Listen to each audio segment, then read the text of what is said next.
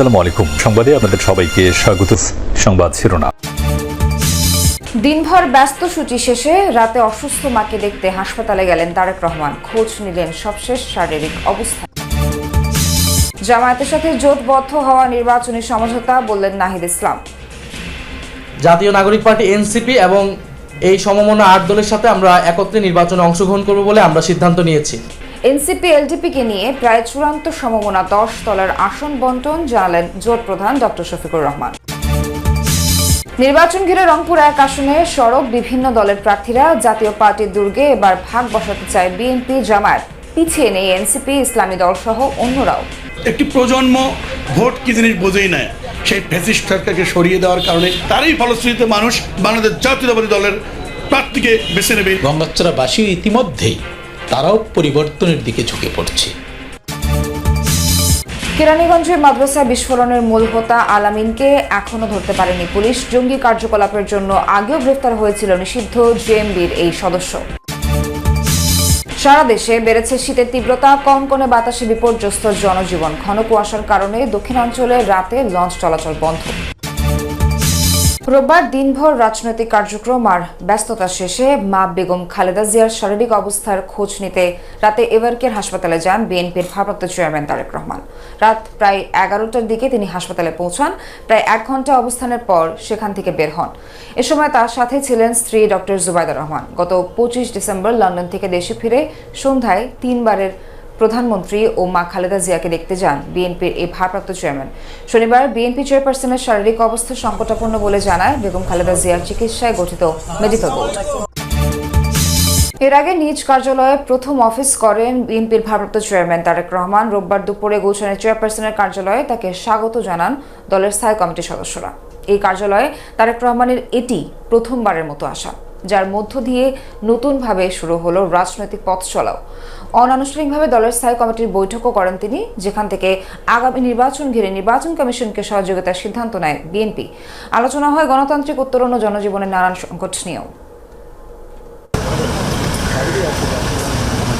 চেয়ারপারসনের কার্যালয়ে প্রথমবারের মতো বিএনপির ভারপ্রাপ্ত চেয়ারম্যান তারেক রহমান। নির্বাসিত জীবন শুরুর পর চালু হওয়া এই কার্যালয়ে এর আগে আর আসা হয়নি তাঁর। দেশে ফেরার পর চতুর্থ দিন দুপুরে গুলশান অ্যাভিনিউর বাসভবন থেকে বের হন বিএনপির এই শীর্ষ নেতা। 5 মিনিটের মধ্যেই পৌঁছে যান দলের চেয়ারপারসনের কার্যালয়ে। তাকে অভ্যর্থনা জানান স্থায়ী কমিটির সদস্যরা। এরপর কার্যালয়ে নির্ধারিত অফিস কক্ষে বসেন তারেক রহমান। এতদিন দূর থেকেই দলের নেতৃত্ব দিয়েছেন, বিএনপিকে করেছেন সংগঠিত। দেশের মাটিতে তার অফিস করাকে ঘিরে উজ্জীবিত কর্মীরা।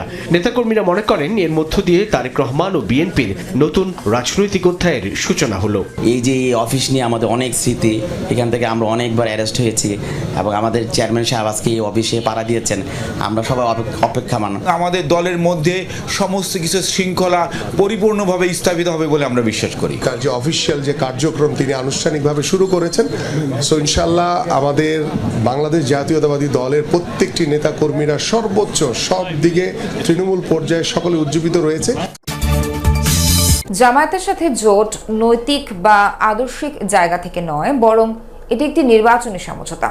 হাদি হত্যাকাণ্ডের পর পরিবর্তিত রাজনৈতিক প্রেক্ষাপটে বৃহত্তর ঐক্যের পথে নিয়ে গেছে এনসিপিকে। সংবাদ সম্মেলনে এমনটাই জানিয়েছেন দলটির আহ্বায়ক নাহিদ ইসলাম। এই সিদ্ধান্তের কারণে যারা পদত্যাগ করেছেন সেটি একান্তই ব্যক্তিগত বিষয় বলে মন্তব্য করেছেন তিনি। আসসালামু আলাইকুম। জামায়াত আমিরের ব্রিফিং এর পর বাংলা মোটর কার্যালয়ে সংবাদ সম্মেলন ডাকে জাতীয় নাগরিক পার্টি এনসিপি। এতে দলের আহ্বায়ক নাহিদ ইসলাম সহ দলের শীর্ষ নেতারা যোগ দেন। অন্যান্য দিনের তুলনায় এক কাতারে নেতানেত্রী সংখ্যাও ছিল চোখে পড়ার মতো। তাদের সাথে নিয়ে জামায়াতের সঙ্গে জোটের সিদ্ধান্তের কথা জানান নাহিদ ইসলাম। শরীফ ওসমান হাদির যে শাহাদাত বরণ এবং তাকে প্রকাশ্যে গুলি করার মাধ্যমে বাংলাদেশের রাজনৈতিক প্রেক্ষাপট অনেক বেশি পরিবর্তন হয়েছে। বলেন, বর্তমান রাজনৈতিক প্রেক্ষাপটে সংখ্যাগরিষ্ঠের মতামতের ভিত্তিতেই জোটবদ্ধ হয়েছে এনসিপি। আধিপত্যবাদী কোনো শক্তি আমাদের এই গণঅভ্যুত্থান পরবর্তী অগ্রযাত্রাকে ঠেকাতে না পারে, সেজন্য আমাদের বৃহত্তর ঐক্য প্রয়োজন। জামাতে ইসলামী এবং তাদের যে সমমনা 8 দল রয়েছে তাদের সাথে আমরা কথা বলেছি এবং তাদের যে নির্বাচনী সমঝোতা জাতীয় নাগরিক পার্টি এনসিপি সেই নির্বাচনী সমঝোতায় সম্মত হয়েছে। আমরা জাতীয় নাগরিক পার্টি এনসিপি এবং এই সমমনা 8 দলের সাথে আমরা একত্রে নির্বাচনে অংশগ্রহণ করব বলে আমরা সিদ্ধান্ত নিয়েছি। জোটে গেলেও এনসিপি তার নির্দিষ্ট লক্ষ্য ও আদর্শ নিয়েই রাজনীতি করবে উল্লেখ করে নাহিদ বলেন, যারা পদত্যাগ করেছে সেটি তাদের ব্যক্তিগত সিদ্ধান্ত। এটা সামগ্রিক বিষয়ে কোনো ঐক্য বা আদর্শিক ঐক্য হয়নি, এটা একটা নির্বাচনী সমঝোতা। তো এটা একটা সামষ্টিক সিদ্ধান্ত এবং সংখ্যাগরিষ্ঠ তারা কিন্তু আমাদের কাছে জানিয়েছে যে তারা এটার সাথে ঐক্যমত্য পোষণ করছে, সম্মতি রয়েছে। যারা বিরোধিতা করছে তাদের সাথে আমরা কথা বলবো, তাদেরকে আমরা আরো বোঝানোর চেষ্টা করব। এরই মধ্যে দল থেকে পদত্যাগ করেছে এনসিপির পরিচিত মুখ ডাক্তার তাসনিম জারা ও তাসনুভা সহ কয়েকজন।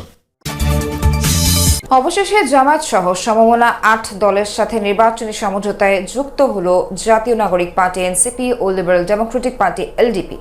রোববার বিকেলে প্রেস ক্লাবে জরুরি সংবাদ সম্মেলন থেকে জোট গঠনের চূড়ান্ত সিদ্ধান্ত জানান জামায়াতের আমির ডক্টর শফিকুর রহমান। নির্বাচনী আসন সমঝোতার পাশাপাশি আগামী দিনের রাজনৈতিক কার্যক্রমও 10 দলের এক থাকার ঘোষণা দেন তিনি।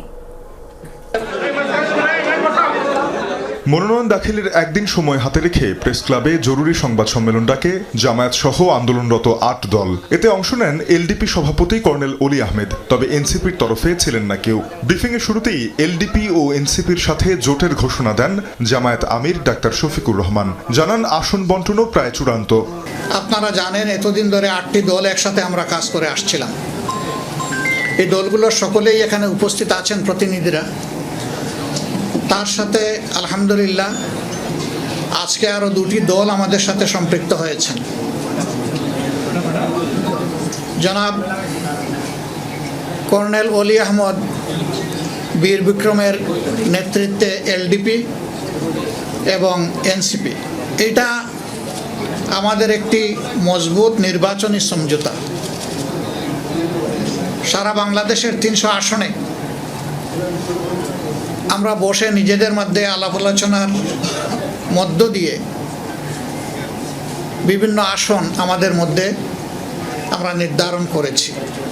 এ জোটকে দেশ গঠনের জোট আখ্যা দিয়ে ডাক্তার শফিকুর রহমান বলেন, আগামী নির্বাচন বা রাজনৈতিক লড়াই সহ সকল ক্ষেত্রে একসাথে থাকবে এই 10 দল। আরো অনেক দল জোটে আগ্রহী হলেও আনুষ্ঠানিকভাবে আর নতুন কোনো দল নেয়ার সুযোগ থাকছে না বলেও জানান তিনি। এটা দেশ গঠনের জোট, এটা নির্বাচনের জোট, এটা রাজনৈতিক জোট, এটা সকল ধরনের মানে ওই জোট বলেন আর সমঝোতা বলেন যাই বলেন, এটা সবগুলা পারপাস কভার করার জন্য আমরা আশা করছি একসাথেই আমরা করবো ইনশাআল্লাহ।